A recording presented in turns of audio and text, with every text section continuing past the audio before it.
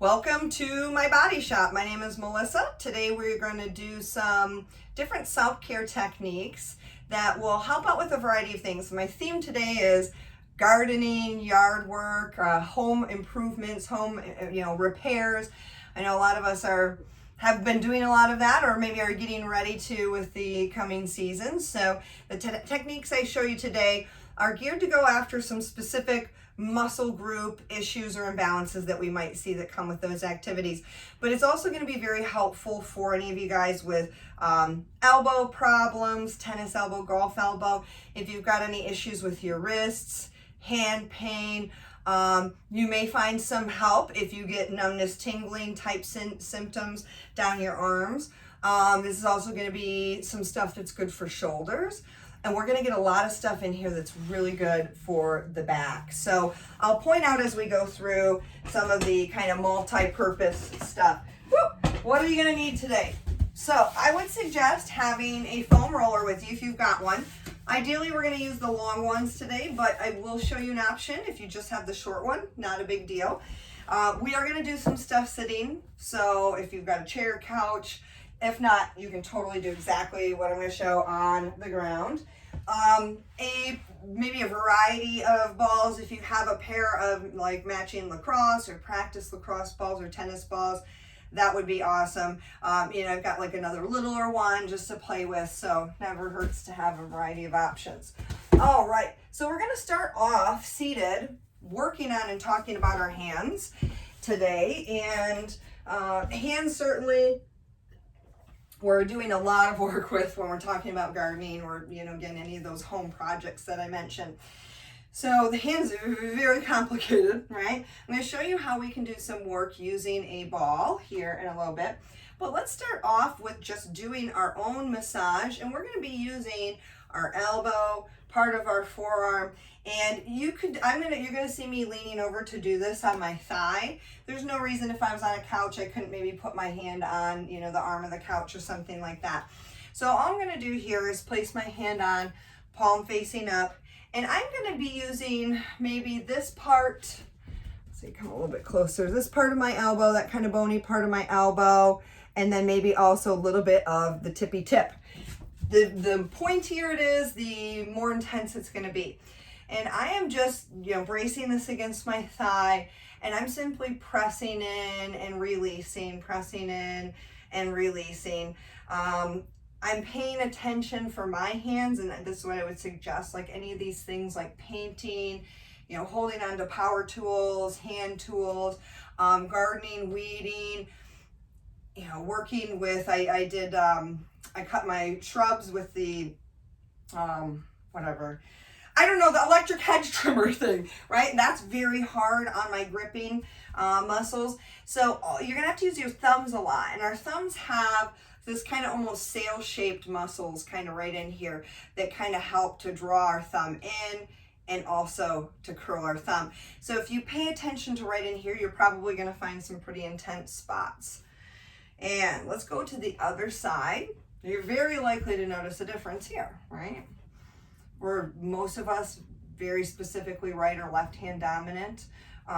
So you may even have things maybe in your job or in your life that cause you to do more use of one hand versus the other.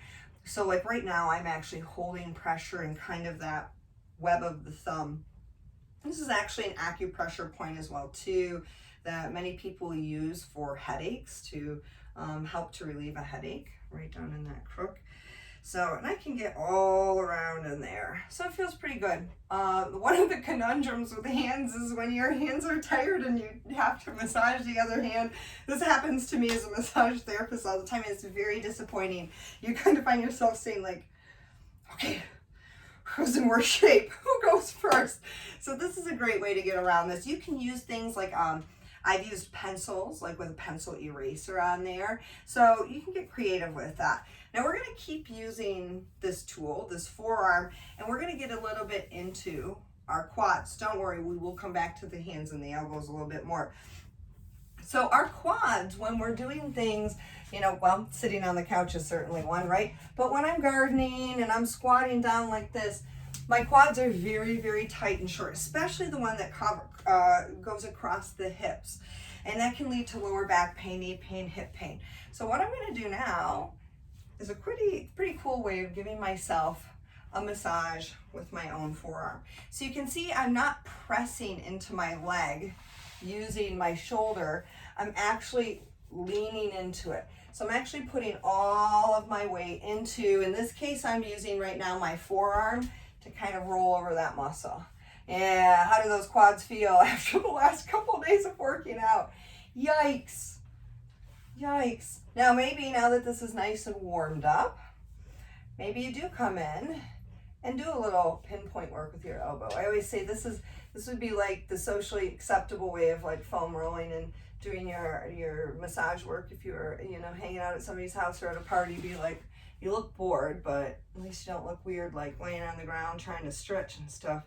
So I'm feeling nice pressure points in here, getting a little bit of a release. I'm doing more of a press and release kind of a thing here. I can get a little bit more towards the inside of my thigh. And let's go to the other leg, other side. So see, you don't even have to have a foam roller. Again, I'm really using my body weight, my body angle. Ooh, boy, this side is exciting. Yeah, it's like, everybody needs this stuff for gardening. Oh, I see somebody who's a wonderful baker to whom I'm donating much of my surplus of baking powder. She's laughing. So now you owe me some scones, Kayleen. But if you're involved with baking, oh my goodness, I'm an overuse injury waiting to happen. So all my massage therapy friends, you know, you're in trouble too. When I go to bake, I used to have no problem. Maybe do some pressure point here, work here. But anymore, like if I go to bake, like I'll do like the first like 8 of 1,000 stirs, and my hands go, oh, I am so glad we made it. And I'm like, we're just starting, guys. So, you know, sports where you're gripping, right? My hockey players, you're gripping that stick. Baseball players, anything where you're doing a lot of gripping, you're going to be prone to dealing with these kind of hand issues that we were talking about earlier. Okay, good. How's that feel? They're awake, right? Okay, we're going to come on down. I would suggest on the ground, but near, like I'm going to be right near my chair, and I'll show you why. Because I'm actually going to use this surface. If you're sitting on a couch or something and you have like a coffee table nearby, that would work. You can do exactly what I'm going to show laying down on the ground. I just think this is kind of a convenient way of doing this. So first thing we're going to do is we're going to use, you know, and whatever your ball is. Like I've got a lacrosse ball. I've also got a super ball. So kids' toys work great for this. So, you know, like just literally that kind of a deal. It's a smaller diameter. It's firm, but it still has a little give to it. So I feel safe about it. This is going to be a little bit more intense. So all I'm going to do here is I'm going to use this hard surface just to lay my hand onto here. And now if I want, I can put more pressure into the underside of my arm. So where I'm trying to, let me show you guys this. Where I'm trying to put the pressure is in the underneath, the paler, hairless side of your arm, okay?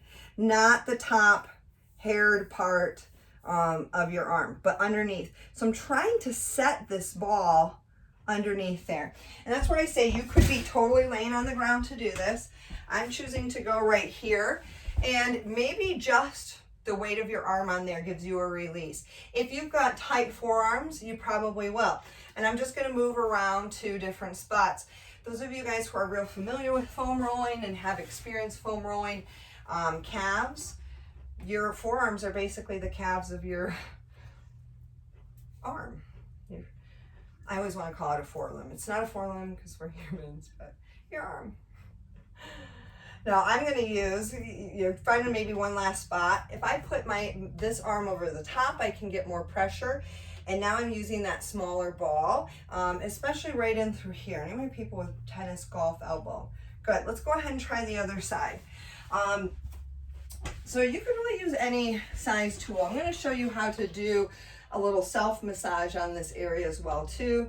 But this can kind of feel nice, and you don't have to be in too funky of positions. I do this sometimes on like my side table.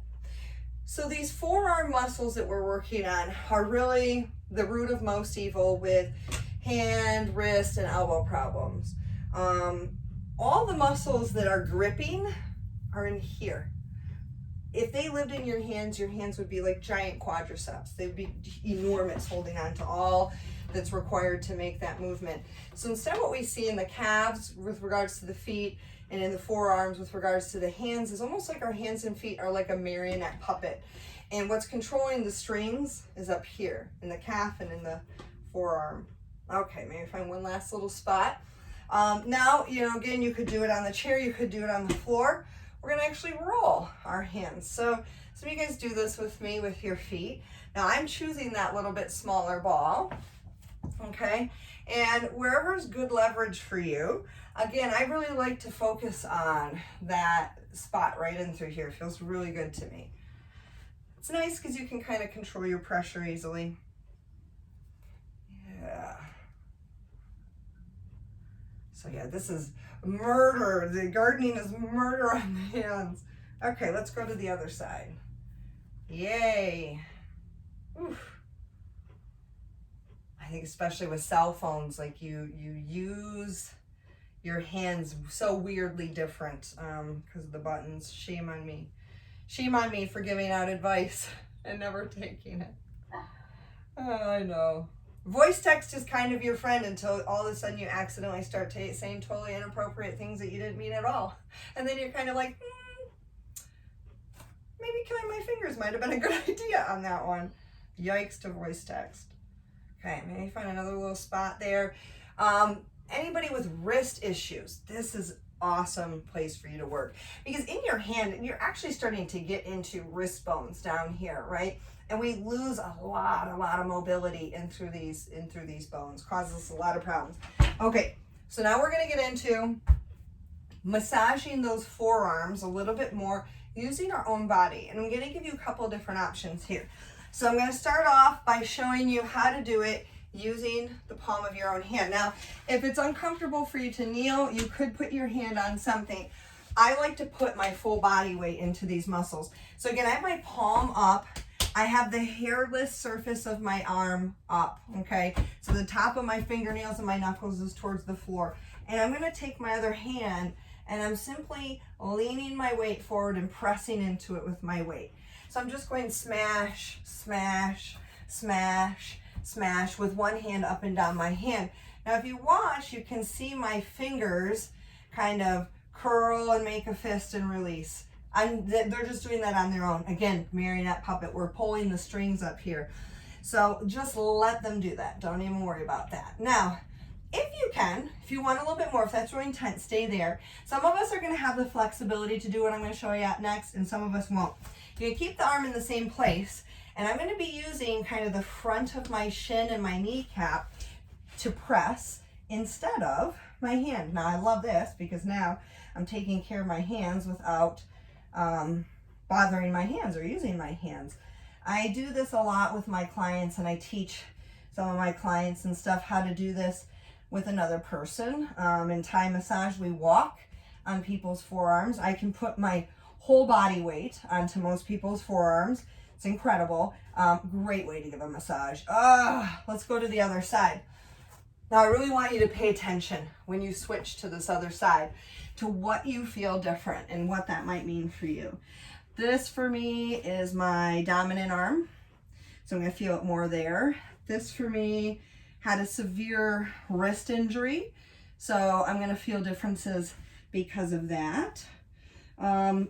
If you've got anything going on with your wrist or your elbow, tennis elbow, golf elbow, these are great exercises for this. Whew. Very intense. I always warn people when I work on the forearms, I'm like, this is going to be really intense. Oh, whatever. And they're like, whoo, foot in the mouth pretty quickly. Okay, so come on out of there. How'd that feel? Nice stretch for these bad boys. Okay, I love this stretch because it's nice and simple. This is a stretch, you guys can stay down on the ground, that I can do standing on a countertop too. I'm going to do it on the floor. So as much as you can, you're going to take your fingers so that they point towards you just like that, okay? If your hands are like this, not a big deal. So we're gonna come out over our hands. So we're kind of in a table position with our fingers though, instead of them facing forward, they're facing back. Now from here, you're gonna just slide your hips back. That's all I needed to do. And my forearms were like, wow. So I'm feeling a crazy huge stretch right here. And we're just gonna hold that. Most of us are gonna feel stretch pretty quickly. And again, very different, the stretch, not surprised. I dislocated this right wrist. Guess what? It feels a little tight and a little weird. Not surprised. But stuff like this is so helpful for recovery from injuries. The very least self-massage, let's come out of there slowly. The very least self-massage will stimulate circulation, blood flow to the area. Last one, just some stretches again that we can do for the forearm, but we're gonna incorporate the thumb a little bit as well too. So we make a policeman stop sign, and then we flip it upside down. And then you're gonna take your other hand, grab, I like to grab further down on the fingers, wherever's comfortable for you, but if you go down here, you're gonna feel it differently. And then I pull back towards me. So I'm gonna show you this from the side. Now be careful while you're doing this that you're not like shrugging up, okay? Now as I'm pulling back, I'm feeling big stretch all the way through the top of these, there are flexor muscles of the forearm. Now, keep the pull back, but bend the elbow and let the elbow come into your side to rest here. You should have felt that stretch change, maybe deepen, get a little bit more intense. Ooh. Now we can also do thumb, okay? So I stayed in the same position. I just pulled back on my thumb. I'm double jointed, so your thumb definitely should not look like mine, okay? But just go to what your stretch feels like. It's not good. That's not a good thing. Okay, other side. So we're gonna make the policeman stop, flip it upside down, pull back on the fingers. So there really is so much comparative anatomy going on between the arm and the leg, right? So I come from the animal world, and so it's like second nature to me. But even to the point where in this forearm, just like in the calf, there are muscles that cross the elbow just like they do in the knee. That's what we're getting right now because our elbow is straight. Now as I bend the elbow in for this next stretch, now I'm getting these deeper muscles, and I'm isolating the stretch into the muscles that do not cross the elbow joint. So that's the same as when I have you guys do the calf stretch that's here versus here, you know? And then you can pull on the thumb for that one as well too. I won't even show mine. Things to not aspire to be. Okay, good. Phew. Hopefully that feels good. All right, so let's get into some stuff that's another major trouble area, right? Whether it's us like looking up to paint and to trim, right? Or a lot of times we're looking down, we're stooping down, we're lifting things a lot. And it doesn't matter, even if you are doing a great job lifting through your legs, you're gonna put a lot of load in through these muscles. So we're gonna get into the muscles along the spine. So any of you guys with back pain in general, this is awesome for you. So if you've got a long foam roller, we're gonna lay on that lengthwise. If you do not have a long foam roller, you're gonna lay on it like this, and I'm gonna show that option real quick here, and you can take this option if you like. Now, if I have to lay on it lengthwise, notice that I'm stopping just above the base of the rib cage. So I am not ever rolling down into the lower back space. I'm gonna stop right there. So if you can though, we're laying lengthwise like this and getting a little cozy. It's a nice little moment. It's pretty intense stuff, that forearm stuff though, wasn't it? Ah, this is nice. Okay. So now in this position, we're gonna just roll side to side. This will help you through all the muscles along the spine. Even though it's not contacting the back of my neck, it's not contacting my lower back space, the muscles that run through the rib cage area that we're touching also run through these spaces. So we are still lengthening through there. Now we're gonna come back to the center and settle in, and I'm gonna have you guys give me what I call the letter W stretch, okay? So I basically brought my elbows to the ground and I let my hands fall back. Now if you're really tight, your hands may want to suspend. You can always take your hands out longer. I don't want you to be shrugged up. I do want you to think about letting everything fall to the floor. So I call it the letter W because when I'm laying on my back, I'm kind of like this, kind of like a letter W. And I'm just holding and breathing into a stretch. So we'll talk about what we're doing right here. What are we stretching? We're stretching the front of our shoulder, so our anterior deltoid. We're stretching our chest muscles, so the pectoral muscles. They are tight in most of us in general. When they get tight, we get neck problems, upper back, middle back pain, shoulder joint issues, numbness, tingling in the hands. If that's happening to you right now, chances are good these muscles are related to that, which is good news. That's something we can work on and fix a little bit. But think about when we're gardening or we're always in that kind of reaching forward. So we get really tight in through here. So it's definitely functional. Okay, let's bring those arms out long again and just do a little side to side rocking. And we're gonna go ahead and sit up. Oh. All right, we mentioned getting tight in through the quads, tight in through the hip flexors when we're sitting in this kind of position, right? So we're gonna do a lovely stretch for the hip flexors. This is an awesome one for any of you guys with lower back pain. You can do this with any size foam roller. So what we're doing next is not technically foam rolling. I'm more using the foam roller to affect a stretch. So we're gonna lay back and I'm gonna bring this foam roller again, not underneath the lower back space, but underneath the sacrum. That's that like triangular shaped bone that lives in between our butt cheeks. So I've got a nice support here. Now, as I'm relaxing into here, I'm gonna lengthen through my right leg and I'm gonna take my left knee and pull it in towards my chest. Now, you may feel a stretch through this leg, through the bent knee, but where I really want you to feel the stretch is this straight leg. And I want you to actually activate and lengthen through the leg to bring in a little bit bigger stretch. So I'm not being passive about this. If you're really flexible in through here, you may have to think about kind of reaching the toes towards one wall while pulling the hip towards the other, but you should be feeling it right through here. I don't often think about having to practice stretches. Whew. This is probably the number one thing anybody who's got lower back pain can do is really open up through these quads, these hip flexors. And let's switch sides. And compare and contrast. Oh, it's been too long since I've done this, my foam rolling friends. Wow. This is really sad. I don't have to look for the stretch at all. Use it or lose it applies to stretching as well too. If I don't keep practicing it, I will lose it. Whew. So another thing that can help us with stuff like gardening activities is getting warmed up. Go for a walk first. Do some dynamic warm-up stuff.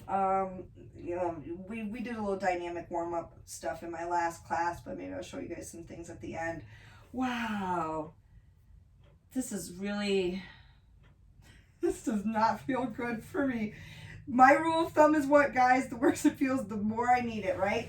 Okay, so bring those knees back down to neutral. And let's do another one each side. 30 seconds each side. I'm sure you guys are in the same boat as me. And I'm going to show you one of my favorite twist hip stretches. So many varieties of stretches. I get so excited when I learn a new stretch or I'm shown a new technique, because there are so many different ways of doing things and there's value in all of them. All right, let's switch to the other side. Whew. I'm actually going to share with you guys a neck technique that's newer to me. I just more recently learned and started to use. So even with foam rolling or stretching, it's going to take time for you to learn what works for your body. What are your power moves? What is the most helpful? What muscle group? When you deal with what muscle group, how does that improve or change what you're feeling in your body? Okay. Yikes, yeah? Okay. Let's move that bad boy out of there. And, okay, yeah, you're going to stay where you're at, actually. Okay, so this is one of my favorite twist hip stretches. I really like it because I think it gets really good into the spine specifically. So let's start by taking our right leg out long, okay? Take your left foot and bring it to the outside of the right knee. Now, what I ask you to do next, I don't want you to keep the knee fixed there, the foot. Everything's going to slide and move. That's totally fine. You're going to bring your left arm off to the side. The left hand might lift and the left shoulder might lift. It's totally fine. With your right hand, grab that left knee and pull all the way over, if you can, until the knee touches the floor. Even if that means your opposite shoulder is lifting up. So this is a lovely twist hip stretch. You can look off at the opposite hand. I tend to feel this one real deep in through the lower back and through the sacrum. So I think any of you guys who are feeling tight in through the spine, this is an awesome one to do. Ooh-wee. We want to hold each stretch for 20 to 30 seconds. That's our optimum amount of time in order to get a release. Okay. Come back through neutral. And left leg out straight and long. Right foot to the outside of the left knee. Right arm off to the side. Left hand grabs the right knee and pulls all the way over. Oh, man. So you guys, I've discovered something about myself from putting all these videos online. Going through and trying to find, like, you know, one of the thumbnails to put on there. The more I'm smiling, that means like the worst thing that's happening. So all my smiling pictures are when I'm doing like terrible things, which I think is awesome. Oh, false advertisement. You guys know I'm big into that. Okay, let's come back to the center. Whew. The worse it feels here now, the better you're going to feel afterwards. I can almost promise that. Okay, one of my favorites. This is where you are going to grab the two matching tennis balls, lacrosse balls, whatever they are. If you don't have matching ones, you can do one side at a time, moving in between the shoulder blades and the spine. Just do not do the arm reach. So where I'm going to be putting these, they're going to be side by side, okay? And I'm going to be placing them into this kind of valley in between my shoulder blade and my spine on either side. So it's going to be a pair of them. I'm going to start towards the base of the shoulder blades and then work my way up. So I'm going to place them together. If you have a hard time chasing them around, they do make these where they're kind of like fused together. It also works really good to put them into a sock. Oh, I came into it for a landing in a good spot. Okay, except maybe my chair's in the way. So now that I'm here, I'm going to go ahead. You could totally just decide to just stay right where you're at, moving the ball after a few seconds up a little bit. Or if you want a little bit more, you're going to do the arm reach with me. I love this one. This is awesome for anybody who has mid and upper back pain. But again, these same muscles are running through our neck and running through our lower back. And most of us have and I'm just going to roll up just a little bit, just to bring the balls into contact a little bit higher up. Most of us have a loss of mobility or movement in through our thoracic spine or the vertebra that run in through our chest. And when we lose movement there, our body has to make up for that movement someplace else. And so it starts doing huge movements through the lumbar or lower back vertebra. They're not designed to do that. Same thing with the neck. The neck starts to take over. So believe it or not, like this may be the main area that needs focus if you're dealing with something like a lower back issue. It's all connected. Oh, I love this one. And why don't you pick one last little spot here to get into.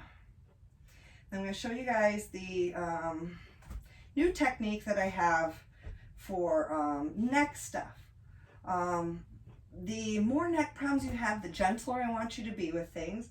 This may be a technique that works for you. For some of us, this will not be a technique that works for you, okay? And so don't force anything. Go ahead and, you can slowly sit up, or at least take those out of there, so you can kind of see what I was doing there. Okay, so next thing I'm going to do, actually let's start with our neck circles, because then if what I show next isn't right for you, you can always go back to the neck circles. So you can have a seat wherever's comfortable. You can stand, and what I'm going to do is start to slowly draw circles in one direction at a time. I say circle, it might not be totally round, that's okay. Now, when I'm doing these circles, they're nice and slow. Nothing is out of control. And I'm really thinking about using these circles to lengthen through the neck muscles. So our tendency is, as I come in here, to think about squishing and crunching. I don't want you to think about that. I want you to think about pushing long and pushing long and pushing long in that extended side. And let's go to the other direction. Almost like somebody is standing over the top of you, pulling, pulling, pulling on that neck. Oh, this side has been obviously problematic. Okay, now if you need to, you can stay right there. If you want to try something new, you're going to take one ball at a time. Now, if you're somebody with a lot of neck problems, you have a real forward neck, you have a hard time getting your back of your head to the floor, I would definitely keep with the neck circles or maybe some neck stretches. But if you want, we're going to lay on our back, and you're going to be just placing the ball on one side of the vertebra or the other. I'm not poking into the side of my neck. I'm not poking right into my spine. And I'm just going to either using like this, or you'll see I like to put my hand underneath my head and then kind of cradle, just so that I get pressure into that ball. I would never do this with anything other than my own hand to guide. So in other words, I would never put this on a book or anything like that. So I've got my one hand underneath my head to kind of support, and then I'm coming right in with that other hand. Just a little bit of pressure. There's not much at all right here. I'm just going to breathe into that. I'm not rolling this ball. I'm just holding pressure. Awesome, awesome technique to get into these neck muscles. Which is great, not just for a sore neck from doing all these home improvement repairs that we talked about, maybe going to another spot. But great for maintenance. Great for any of you guys with shoulder problems. Maybe some of you guys who have headache issues can really benefit from this. I've tried this out a few times and I really do like this technique. I think it's, if anything feels wrong, just don't do it. This takes learning, right? So a lot of how I know what this should feel like is from, my experience receiving massage and giving massage and going to school for that. Let's go into the other side, noticing differences as you go here. So again, I'm kind of putting the ball almost into, the palm of the other hand, and finding a good place of support. It's kind of teamwork. Also, if you have shoulder problems, I think it's also hard to, direct that pressure or get your arms into this position. Whew. If you are somebody prone to headaches and it's related to your neck, you may get a little bit of a headache after releasing the muscles. It should just be mild, last for a day or two. Yeah, that's a learning process. The worst case scenario of foam rolling is you may activate a muscle, trigger a muscle, which just means you just kind of anger it for a day or two, go back to normal without you doing anything. It's a learning process though. Oh. And why don't you find one more spot on this side. And then we're going to get up and we're just going to do a couple of those neck circles, just because I want you guys to feel the difference that you've created. Now sometimes for me, after I've created a little bit of space in between the bones of my neck, I hear the beach. Oh my God, it's as close to the beach as I'm gonna come right now. So I guess that's kind of exciting. So when I rotate my neck, it'll sound kind of crunchy, yeah? That crunchy sound, alarming as it is actually evidence that I've got a little bit more mobility. So now that I relax some of those muscles, and I definitely feel that, try going to the other side, there's different movement possibilities in there. And because my body hasn't been able to use those movement possibilities, it's a little creaky, yeah? Needs a little WD-40. And motion is lotion, so that will actually be the WD-40 for your joints, that movement. So that's a great one, the neck circles, to do even before you're gardening, because it's warming things up. It's lengthening and stretching through things, and it's helping to improve that mobility. Some shoulder rolls are a nice one to do as well too when you're getting ready. So definitely make sure that you're doing some warm up before, some stretching afterwards, some stretching during it. So hopefully that helped you out, guys. I hope you enjoyed it. Anytime we do work in here, this is a form of like a therapeutic massage, and we do need to drink more water afterwards to get our tissues well hydrated. So this is your chance to get those muscles happy and hydrated, to help to keep you pain-free. So thanks for coming in, guys. I'm going to do another one of these classes tomorrow morning, so you can look forward to some more tips. Have a good night.